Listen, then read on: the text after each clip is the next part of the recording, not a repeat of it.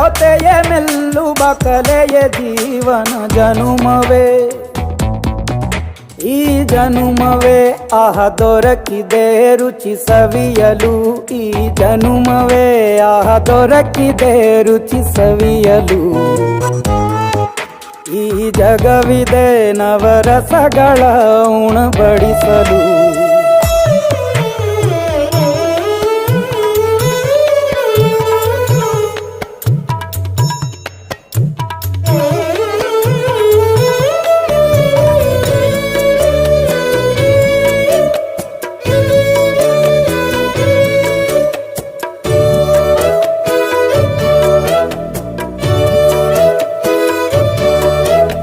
ಕುಚ್ಚಳು ಗಂಜಿ ಉಪ್ಪಿನಕಾಯಿ ಹೇಗೆ ಮಾಡಿವೆ ಗೆಳೆತನ